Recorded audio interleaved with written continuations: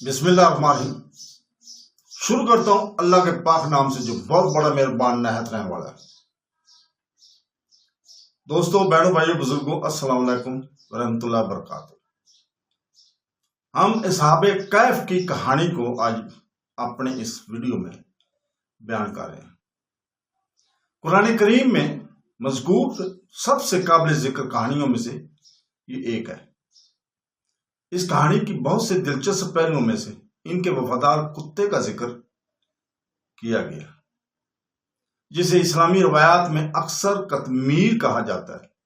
بہت سے مسلمانوں کا خیال ہے کہ یہ کتا اللہ تعالیٰ کے نیک بندوں کی صحبت کی وجہ سے جنت میں داخل ہوگا۔ اگرچہ قرآن پاک میں واضح طور پر یہ نہیں بتایا گیا کہ کتا جنت میں داخل ہوگا یا نہیں۔ اگرچہ قرآن پاک واضح طور پر یہ نہیں بتاتا کہ کتا جنت میں داخل ہوگا، لیکن اسلامی فقہ، علماء اور تفسیر لٹریچر اس بات کی وضاحت کرتے ہیں کہ کتے کو اس کی وفاداری اور متقی مومنوں کے ساتھ وابستگی کی وجہ سے عزت اور برکت ملی ہے۔ اللہ تعالیٰ نے سورہ کہف میں اصحاب کہف کا قصہ تفصیل سے بیان کیا ہے۔ یہ نوجوان ایمان والے کفر اور ظلم سے بھرے معاشرے میں رہتے تھے۔ انہوں نے بتوں کی پوجا کرنے سے انکار کر دیا اور اللہ تعالیٰ پر ایمان لائے اور اسی پر قائم رہے۔ اپنے مذہب کی حفاظت کے لیے اپنے لوگوں سے بھاگ کر ایک غار میں جا کر پناہ لی، چھپ گئے۔ اس کے بعد اللہ تعالیٰ نے انہیں اپنی قدرت اور رحمت کی نشانی کے طور پر کئی برسوں تک، کئی سالوں تک سوتے رکھا۔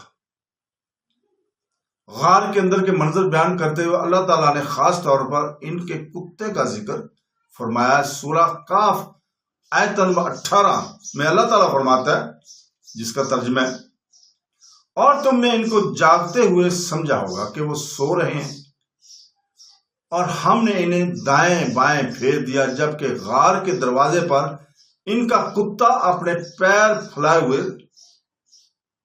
تھے۔ یہ آیت بہت اہم ہے کیونکہ اللہ تعالیٰ نے قرآن پاک میں کتے کا ذکر براہ راست کرنے کا انتخاب کیا ہے اور اسے ایمان اور صبر کی مشہور ترین کہانیوں میں سے ایک میں ایک خاص مقام دیا ہے۔ علماء کرام بتاتے ہیں کہ کتا مومن نوجوانوں کا وفادار رہا اور اپنی لمبی نیند کے دوران غار کے دروازے کو حفاظت کرتا رہا۔ نیک لوگوں کے ساتھ اس وفاداری اور صحبت کی وجہ سے کتے کو عام جانوروں کے برعکس عزت حاصل ہوئی۔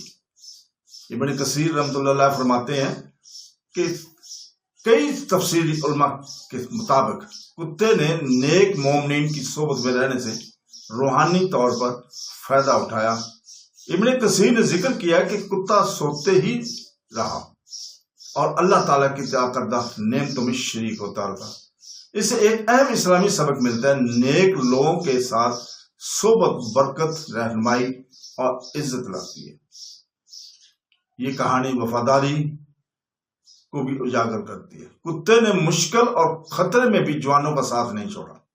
یہ غار کے دروازے پر حفاظتی کرتا رہا جبکہ صحابہ صدیوں تک سوتے رہے۔ اسلامی روایات اکثر وفا پر زور دیتی ہیں، جیسا کہ اللہ تعالیٰ کی طرف سے تعریف کی گئی ایک الگ خوبی ہے۔ کتے کی عقیدت اس قدر قابل احترام ہو گئی کہ ہزاروں سال بعد بھی مسلمان اسے یاد کرتے ہیں۔ کچھ اسلامی روایات اور روایتی علمی تحریروں میں ذکر ہے کہ اللہ تعالیٰ اس کتے کو اپنے پیارے بندوں کی خدمت اور ساتھ دینے کے بدلے جنت میں داخل ہونے کی اجازت دے سکتا ہے۔ یہ رپورٹیں اکثر تاریخی روایات اور روحانی لٹریچر میں پائی جاتی ہیں، نہ کہ مضبوط ترین مستند احادیث کے مجموعے میں۔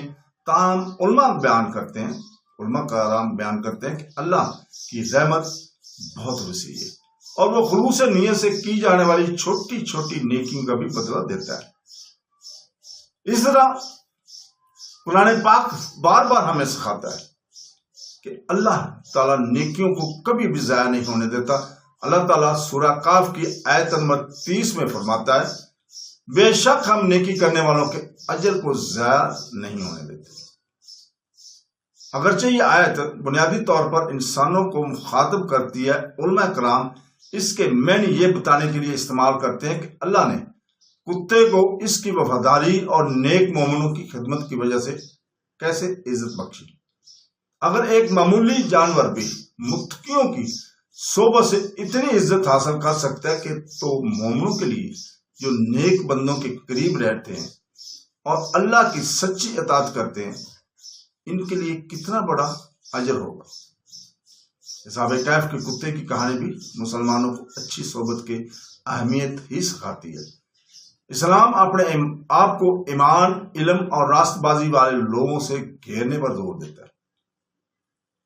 سنن ابی داؤد کی ایک حدیث میں رسول پاک صلی اللہ علیہ وسلم سے مروی ہے کہ ایک شخص اپنے قریبی دوست کے مذہب کی پیروی کرتا ہے، اس لیے تم میں سے کوئی شخص غور سے دیکھے کہ وہ کس طرح سے دوستی کر رہا ہے۔ یہ حدیث غار کے کتے کے سبق کے ساتھ خوبصورتی سے مربوط ہے، یہاں تک کہ ایک جانور بھی اللہ تعالیٰ کے نیک بندوں کے ساتھ رہنے کی وجہ سے عزت پا گیا۔ اس لیے مومنوں کو اچھی صحبت کا انتخاب احتیاط سے کرنا چاہیے، کیونکہ صحبت ایمان، کردار اور تقدیر کو متاثر کرتی ہے۔ اس کہانی سے ایک اور سبق اللہ تعالیٰ کی قدرت اور رحمت سے ملتا ہے کہ اصحاب کہف 309 سال تک اللہ تعالیٰ کے حکم سے سوئے رہے اور ان کا کتا اس معجزاتی واقعہ کا حصہ رہا۔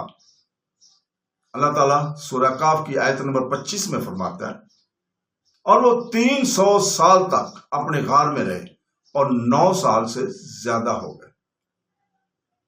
اس معجزاتی کہانی میں کتے کا ذکر ظاہر کرتا ہے کہ اللہ تعالیٰ وفاداری، خلوص اور خدمت کی قدر کرتا ہے۔ یہ جانور قیامت تک دنیا بھر کے لاکھوں مسلمانوں کی طرف سے پڑھی جانے والی قرآنی داستان کا حصہ بن گیا۔ تو دوستو، اس کے ساتھ ہی ہم اجازت چاہتے ہیں، اگلی قسط تک اللہ حافظ۔